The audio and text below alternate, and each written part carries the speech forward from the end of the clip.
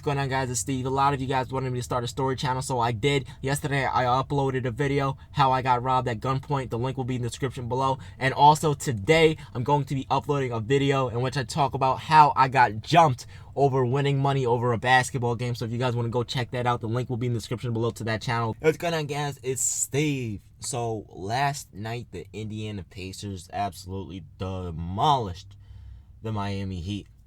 Paul George made a really bad mistake. I don't know if he's going to get suspended for another game. Not much news has come out about it just yet.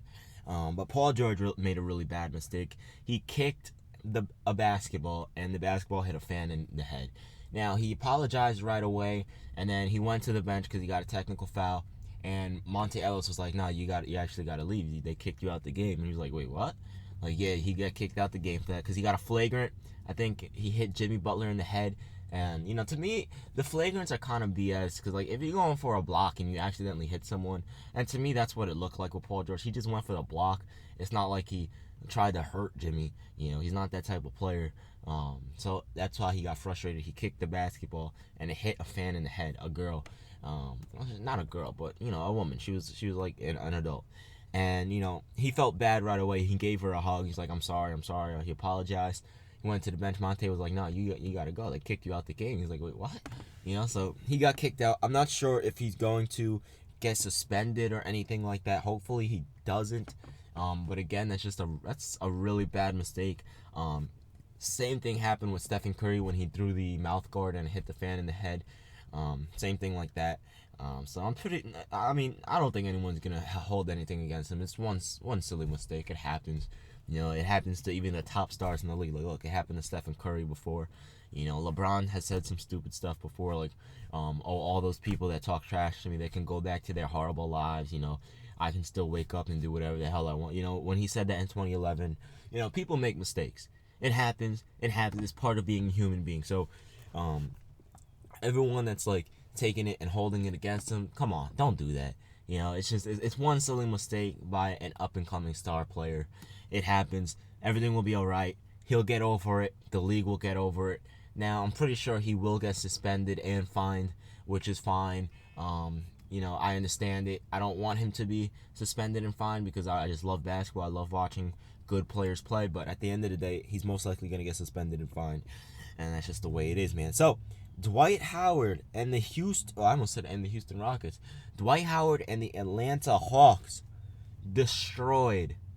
They didn't just destroy, they steamrolled the Houston Rockets. It was so bad. They were up by like 24 with like, I don't know, somewhere in the third quarter, and then in the fourth quarter with like 6 minutes left. James Harden was still in the game. They were still up by like 24. I know James Harden had like 30 and 14, I think. 30 points, 7 rebounds, 14 assists last time I checked. But yeah, so Dwight Howard dominated them. He had 20 points and 14 rebounds. And a lot of you guys, when I was talking about Dwight Howard possibly coming to the Knicks, a lot of you guys were saying, why the hell would you want washed up Dwight Howard? Here's the thing. With people that watch basketball, if your team isn't doing well, you're washed up. That's just the way it is. You know, in Houston, they blamed Dwight Howard for everything. And I literally sat there and said, it's not his fault. It's not his fault. It's the coaching, and it's James Harden. That's what it was. James Harden, and it's not because James Harden is a terrible player or a terrible person. He's too ball dominant to be playing with a player like Dwight Howard.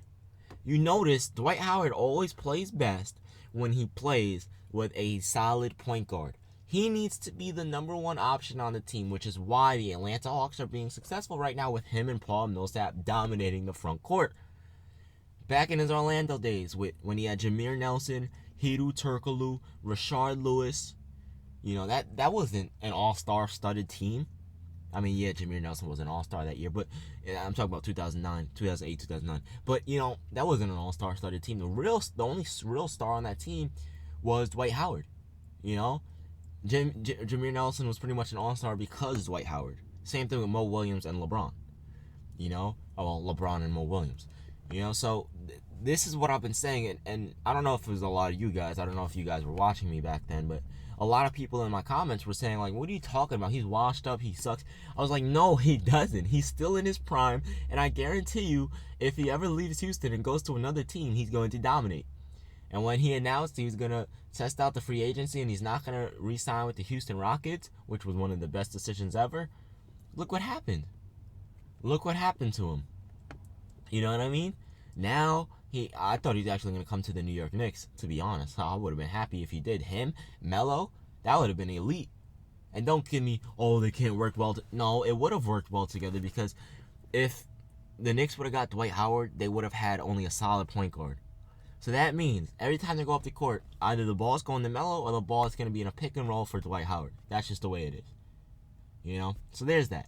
But that's why Dwight Howard, he's a pick and roll player. And he doesn't do well with players that dominate the basketball. He needs to have the ball in his hand the majority of the game. Obviously not to bring it up. But once you get into a half-court set, give him the ball in the low post. If he doesn't get a post, I know he hasn't really developed his post, but if he doesn't get a shot in the post, he'll kick it back out, pick and roll, alley-oop. Pick and roll, bounce pass. Pick and roll, chest pass. Pick and roll, lob pass. He's going to finish. You know, so right now he's dominating. I think he's averaging 17 and 13 at this moment, which is great. 17 and 13 is great. You know, this is why he didn't do well with Kobe and Steve Nash. Steve Nash was ball dominant, and so is Kobe. You know? And don't give me the, oh, but how would Melo work? Melo rarely takes the ball up half court. Kobe does a lot. You know, well, not really with Steve Nash, but you understand. They had Steve Nash, you know? So that's why that didn't work. And I'm happy that he's playing on the Atlanta Hawks now with Dennis Schroeder, with Paul Millsap, and it's working out, and they're playing well. They're playing well, you know? So another prediction by me proved to be correct. You know, with Dwight Howard, I said, I don't know if you guys were around then, because this is when I really just started. This was probably like back in June. I was like, look, if Dwight Howard ever goes to a team where he's the number one option again, he's going to dominate. And he's averaging like 17 points per game and like, I don't know, like 12 or 13 rebounds. It's crazy. It's absolutely crazy. And he deserves it. He's such a great player. And that's the sad thing about NBA fans. And really any sports fans. And just any life in general. You know? You're winning. Everybody wants to be with you. Everybody wants to hop on that, you know, on that train. But once your team starts losing, or once you start losing, they disappear and they're nowhere to be found. And that's why 50 Cent and a lot of other people say, keep your friends close, but your enemies closer. Or this is what 50 Cent said that I really, really love. He said this in a freestyle. He said, what did he say? He said, okay, man, I just had a brain freeze. He said, love your enemies and hate your friends. Your friends, no. He said, love your enemies and hate your friends. Your enemies remain the same. Your friends always change. That's the truest thing ever, you know? And that just proves this in this whole Dwight Howard situation. As soon as he started, you know, as soon as his numbers went down because his team wasn't using him right, everyone's like, oh, he's washed up. He's sucked. No, man, he's still the same player. He wasn't playing in the right situation. They weren't using him right. And I said that. The Houston Rockets are not using Dwight Howard. And I even made a video saying it's not Dwight Howard's fault. It wasn't. But anyway, man, so the Cleveland Cavaliers are still undefeated. They're the only undefeated team left in the NBA. And that's crazy because Kyrie Irving had a terrible game, but LeBron still went in. And that's going to be our next topic for our video. Because LeBron James is the GOAT. He's the GOAT. And he's going to win MVP. But that's going to be for the next video. But just to recap on things, it was an exciting night, to be honest. Well, not really. You know, I think Bulls versus New York was a better game than Indiana versus Bulls. Just because, you know, the Chicago, they came out shooting terrible. And it's not because of the Pacers' defense, because the Pacers actually, which this is surprising to me, the Indiana Pacers have like one of the worst defenses in the league right now. And I'm just like, what the hell? Because on paper, you would think they would be great. You know, they have Miles Turner, who's a solid defender. You have Paul George, who's a solid defender. You know, you would think they would be a solid defensive team, but they've been one of the worst defensive teams in the NBA. So it can't be because of that. You know, they just came out and they were shooting horrible. They were shooting terrible. Dwyane Wade started like 0 for 5 from the field. Rajon Rondo started like 0 for 5 from the field. You know, it wasn't fun to watch, man. It wasn't fun to watch at all.